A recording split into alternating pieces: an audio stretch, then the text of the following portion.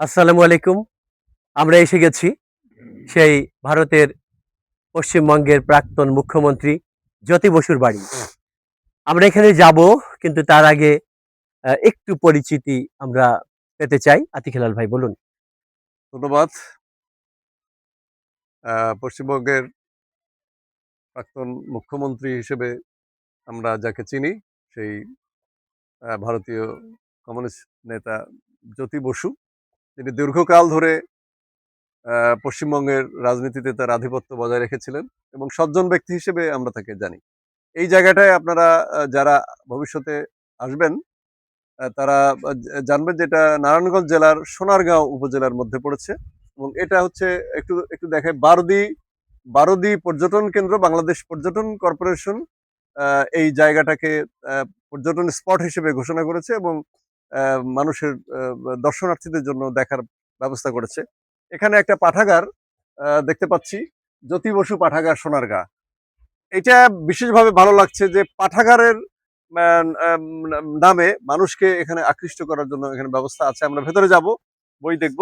এখানে সোনারগাঁও উপজেলাধীন জ্যোতি বসুর বাড়ির যে মুরাল, সেটার উদ্বোধন আমরা দেখতে পাচ্ছি 10ই মাঘ 1427, 24শে জানুয়ারি 2021 খ্রিস্টাব্দ নারায়ণগঞ্জ জেলা পরিষদ এটা বাস্তবায়ন করেছে।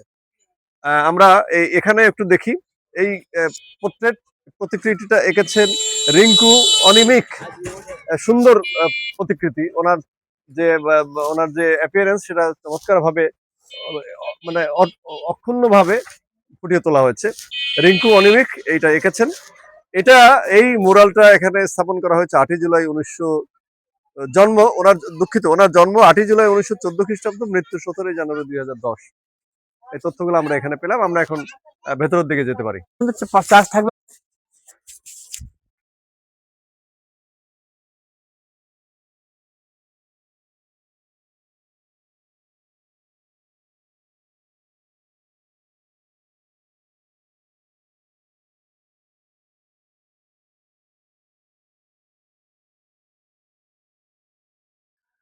অনেক সহজে আমরা জ্যোতি বসুর বাড়িতে আসতে পেরেছি। আমাদেরকে তেমন একটা খুঁজতে হয়নি। মুরগাপাড়া নেমে তারপরে আমরা একটা গাড়ি নিয়ে চলে এসেছি সিএনজিতে। এই বিল্ডিংটা দোতলা। থাকে কারা থাকে আমরা পরে হয়তো জানতে পারবো। কিন্তু এটা হচ্ছে বাংলা 1329 সালে তৈরি হয়, আর এখন হচ্ছে 1432 সাল। অর্থাৎ ঠিক 103 বছর আগে জ্যোতি বসুর বাবা নিশিকান্ত বসু, উনি ডাক্তার ছিলেন, তিনি এই বিল্ডিংটা তৈরি করেন। বিল্ডিংটা একটা গ্রামের মধ্যে। তখন তো আরো গ্রাম ছিল, আমরা বলতে পারি অজব পাড়াগা। তারই মধ্যে তখনকার সময়ে দোতলা বিল্ডিং করা, ইট সুরকি দিয়ে চারটিখানি কথা ছিল না। যা হোক, আজকে আমরা এখানে দেখতে এসেছি। আমি রবিউল মাশরাফি, আতিক হেলাল ছড়াকার, সাংবাদিক, জাতীয় বিশ্ববিদ্যালয়ের উপপরিচালক আছেন, সিটি কর্পোরেশনের কর্মকর্তা জুলফিকার স্বপন, এবং ক্যামেরায় আছেন ছড়াকার শাহিন সালমান। এবার আমরা চতুর্দিকটা ঘুরে দেখব।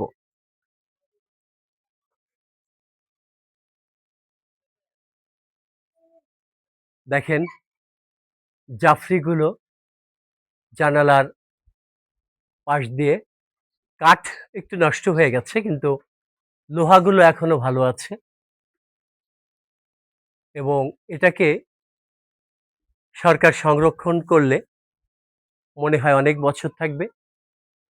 যদিও বিল্ডিংটা একটু চিড় ধরেছে কয়েকটা জায়গায়, কিন্তু তখনকার স্থাপত্য, মানে অলঙ্করণটা আমাদেরকে টানে বেশ ভালো। আর পুরনো জিনিসের প্রতি আমাদের টানটা একটু বেশি।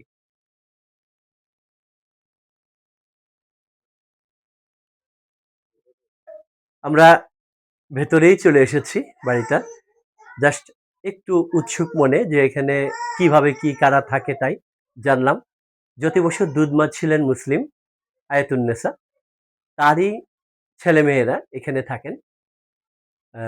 এর ভেতরটা আমরা অবশ্য ভেতরে যেতে চেয়েছিলাম, কিন্তু যেহেতু ফ্যামিলি থাকে আমরা তার ভেতরে যাব না। কিন্তু একটা জিনিস খুব ভালো লাগলো, যে দুধমা মুসলমান আর ওনারা তো হিন্দু ছিলেন।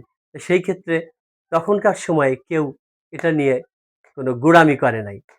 সেই সূত্র ধরে কিন্তু সেই দুধ-মাছ ছেলেপেলেরা এখন এখানে থাকেন এবং তারাও একটা বংশধর জ্যোতি বসুর, আমরা বলতে পারি।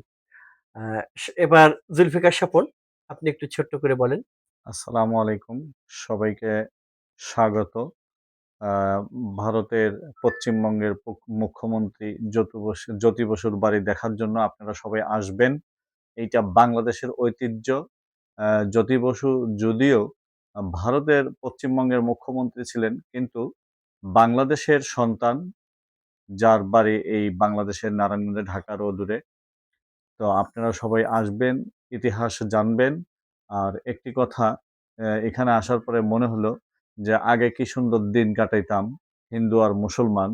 যে এই জ্যোতি বসু উনি একজন হিন্দু ধর্মের লোক, কিন্তু ওনার দুতমা একজন মুসলমান। তো এরকম আমরা যদি নবাব সিরাজউদ্দৌলার বিষয় দেখি, যে নবাব সিরাজউদ্দৌলার ওয়াইফ কিন্তু ছিল হিন্দু, কিন্তু নবাব সিরাজউদ্দৌলা মুসলমান ছিল। তো সবাইকে ধন্যবাদ। কথা বলবেন আমাদের প্রিয় ছড়াকার কবি আতিক হেলাল ভাই। আমরা এখন বসে আছি প্রাক্তন মুখ্যমন্ত্রী পশ্চিমবঙ্গ ভারত এবং বিখ্যাত কমিউনিস্ট নেতা, সারা বিশ্ব যাকে চেনে, জ্যোতি বসু। মুখ্যমন্ত্রী জ্যোতি বসু নামেই তিনি পরিচিত। তার এই বাড়িটা একটা পুরো বাড়ি। আমরা এসে দেখলাম ভেতরে। বাইরে থেকে আমরা দেখেছি যে এটা একটা 12 দ্বীপ পর্যটন কেন্দ্র, বাংলাদেশ পর্যটন কর্পোরেশনের তত্ত্বাবধানে এটা একটা লাইব্রেরিও করেছে। পরিচালিত। লাইব্রেরি মূল যে সড়কের পাশে লাইব্রেরির যে সাইনবোর্ড লাগানো হয়েছে, লাইব্রেরিটা আমরা এখনো দেখতে পাইনি। আমরা খুঁজবো লাইব্রেরিটা। লাইব্রেরির আগ্রহ নিয়ে আমরা ভেতরে এসেছিলাম এবং এই বাড়িতে জ্যোতি বসুর দুধমা তায়রুন্নেসা, তার ২ ছেলে, ১ মেয়ে এবং ছেলেরা এখানে এই বাড়িতে থাকে। মেয়ে যেহেতু বিয়ে হয়েছে পাশেই থাকে তারা। অর্থাৎ জ্যোতি বসুরকে যারা লালন-পালন করেছেন তাদের পরিবার-পরিজন এখানে থাকে। এটা ভালো লেগেছে আমার। একটা জিনিস ভালো লাগেনি যে এই পর্যটন কেন্দ্রে পর্যটন কর্পোরেশনের কোনো তত্ত্বাবধান আমি এখানে এসে দেখতে পাইনি। অথচ বাইরে চমৎকারভাবে উৎকীর্ণ ইতিহাস করা লেখা আছে থাকা উচিত। যে এটা পর্যটন কেন্দ্র। জ্যোতি বসুর কোনো ইতিহাস, তার তার কোনো কর্ম এবং জীবন ও কর্ম সম্পর্কে এখন পর্যন্ত, এখন অবধি সাধারণ মানুষ এসে যে দেখতে পাবে, আমরাও পাইনি। আমরাও পর্যটক হিসেবে এসে দেখতে পাইনি এবং বহির্বিশ্ব থেকেও কিন্তু অনেকে এখানে আসেন বা আসতে চান বা আগ্রহ দেখান। তারা এসে এখানে কি দেখবে? তো পর্যটন কর্পোরেশনের প্রতি আমি আহ্বান জানাবো, এইভাবে শুধু সাইনবোর্ড সর্বস্ব পর্যটন কেন্দ্র আপনারা করবেন না। আপনারা এখানে কই পর্যটন কেন্দ্রে কে আছে এখানে? এখনো দেখতে পাইনি। হয়তো কোথাও আছে, হয়তো কেউ পর্যটন কেন্দ্রের কোনো কর্মচারী-কর্মকর্তা আছে, হয়তো তিনি বেতনও নিচ্ছেন, হয়তো, হতে পারে। লাইব্রেরিতে একজন লাইব্রেরিয়ান নিশ্চয়ই নিয়োগ করা আছে।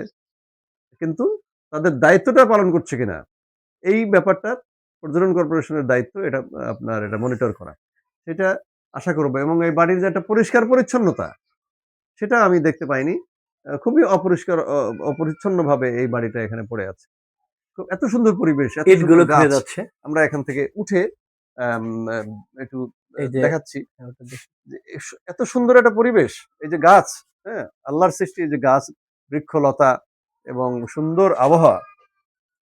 এই বাড়িটা এবং দেখবেন ১০৩ বছর আগে, তারপরেও কিন্তু ওই যে হ্যাঁ, ইটগুলো ঠিক আছে। পরিষ্কার পরিচ্ছন্নতার ব্যাপারটা অন্তত একটু কেন বলছি আমি যে বাংলাদেশের বাইরে থেকেও পর্যটকরা এই জ্যোতি বসুর এই বাড়ি দেখতে আসেন আসবে। এবং আসবেন ভবিষ্যতেও। সেই জন্য যে পরিচ্ছন্নতা, একটু পরিষ্কার পরিচ্ছন্ন তত্ত্বাবধান, এই জিনিসটা অন্তত করা উচিত আমি মনে করি। তাহলে দেখতে ভালো লাগবে। পোড়ো বাড়ি অবশ্যই থাকবে কিন্তু পরিষ্কার পরিচ্ছন্ন থাকবে। অপরিষ্কার নোংরা যাতে না থাকে। এই বিষয়টা আমি, যেহেতু এটা পর্যটন কেন্দ্র, এই বিষয়টা আমি দৃষ্টি আকর্ষণ করব। পর্যটন কর্পোরেশনের সাইনবোর্ড যেখানে লাগানো আছে, সরকার এখানে দায়বদ্ধ। শাহীন, আলহামদুলিল্লাহ শাহীন আমাদের সামনে আছে। শাহীন সালমান ছড়াকার। তার এখানে এসে কেমন লাগলো এবং সে কতটুকু এ ব্যাপারে মানে ভালো লাগছে তার, সেটা বলুক শাহীন সালমান। অসংখ্য ধন্যবাদ প্রিয় কবি। অবশ্যই ভালো লাগছে। শুকরিয়া যে আল্লাহর, এখানে আমরা আসতে পেরেছি। আর যেহেতু ঘুরে, ঘুরে দেখার কথা আল্লাহ বলেছেন, নিদর্শনগুলো দেখছি আরকি। তো এখানে এসে ভালো লাগছে। আসছি, অ্যা আরো এ সম্পর্কে জানতে পারছি, ইতিহাস সম্পর্কে জানবো, দেখবো এবং যতটুকু জানি জ্ঞান নিয়ে এখান থেকে মানুষকে জানাবো, আসার জন্য উদ্বুদ্ধ করব। অনেক ধন্যবাদ শাহীন সালমান। আমরা জ্যোতি বসুর এই বাড়িটা দেখলাম, কিন্তু এর হিস্ট্রিটা পুরো বলিনি, এবার বলি। এটা হচ্ছে জ্যোতি বসুর পৈতৃক বাড়ি, যেটা বাংলাদেশের নারায়ণগঞ্জ জেলার সোনারগাঁও উপজেলার বারুদি গ্রামে অবস্থিত। এই বাড়িটি প্রায় 103 বছর পুরনো, এবং প্রায় না 103 বছর আগেরই, এবং 2 তলা বিশিষ্ট। বাড়িটির নিচের তলায় 2টি বেডরুম এবং একটি ড্রয়িং রুম আছে, আর উপরের তলায় 2টি বেডরুম এবং একটি ব্যালকনি আছে, অর্থাৎ মোট 5টি রুম। জ্যোতি বসুর বাবা হচ্ছে ডাক্তার নিশিকান্ত বসু। তিনিই বাড়িটি তৈরি করেছিলেন বাংলা 1329 সালে, এখন হচ্ছে 1432, অর্থাৎ ঠিক 103 বছর আগে। এই বিল্ডিংটা সংরক্ষণ করা অত্যন্ত জরুরি, কারণ এই ঐতিহ্যগুলো যদি আমরা ধরে না রাখি, তাহলে পরবর্তী সন্তানেরা এই দেশের কৃষ্টি সম্পর্কে জানতে পারবে না। জ্যোতি বসু তার শৈশবের কিছু সময় এই বাড়িতেই কাটিয়েছেন। তার পশ্চিমবঙ্গের মুখ্যমন্ত্রী থাকাকালীন সময়ে এই বাড়িতে বেশ কয়েকবার এসেছিলেন। 2010 সালে জ্যোতি বসুর মৃত্যুর পর বাংলাদেশ সরকার এই বাড়িটিকে একটি পর্যটন কেন্দ্র হিসেবে গড়ে তোলেন। এখানে একটা নাম ফলক আছে, যেখানে লেখা আছে বিশ্ব বরেণ্য জননেতা জ্যোতি বসুর প্রতি শ্রদ্ধার্ঘ্য কিশোর বাহিনী, পশ্চিমবঙ্গ 2010। সম্ভবত এটা তার মৃত্যুর পরেই এই নাম ফলকটা বসানো হয়েছে। দরজাগুলো অনেকটা তখনকার কাঠ, তারপরেও এখনো আছে। চৌকাঠগুলো কিছুটা ক্ষয়ে গেছে, আমরা নষ্ট করতে চাই না। উনি এখানে সবশেষে এসেছিলেন 11ই নভেম্বর 1997 সালে। যাব। তিনি আসলে, তার একটা মতবাদ ছিল, যেখানে মানুষে মানুষে ভেদাভেদ থাকবে না, সবাই সমান অধিকার নিয়ে বাঁচবে, এমন একটি সমাজ গঠনের স্বপ্ন ছিল, যা তার রাজনৈতিক দর্শনের মূল ভিত্তি ছিল। বর্তমানে এই বাড়িটি অযত্ন অবহেলার শিকার। যদিও 1999 সালে তিনি এটি পাঠাগারে রূপান্তরের ইচ্ছা প্রকাশ করেছিলেন, এবং সেটা হয়েছেও, কিন্তু তার সাম্য এবং সমতার স্বপ্ন ছিল, যেটা আগেই বলেছি। এমন একটি সমাজ গঠনের স্বপ্ন তিনি লালন করতেন। সাধারণ জীবন, তিনি খুব সাদাসিধে জীবন যাপন করতেন এবং জনগণের সেবাকেই জীবনের ব্রত হিসেবে নিয়েছিলেন। রাজনৈতিক দর্শন, ভারতের কমিউনিস্ট আন্দোলনের অন্যতম প্রধান ব্যক্তিত্ব হিসেবে তিনি শ্রমিক, কৃষক ও সাধারণ মানুষের অধিকার আদায়ের সংগ্রামে নিজেকে উৎসর্গ করেছিলেন। 1996 সালে তার কাছে প্রস্তাব আসে ভারতের প্রধানমন্ত্রী হওয়ার, কিন্তু সেটা তিনি স্বেচ্ছায় পরিত্যাগ প্রত্যাখ্যান করেছিলেন। আজকে আমরা বিদায় নিচ্ছি জ্যোতি বসুর বাড়ির নাম ফলকের কাছের থেকে। আজ হচ্ছে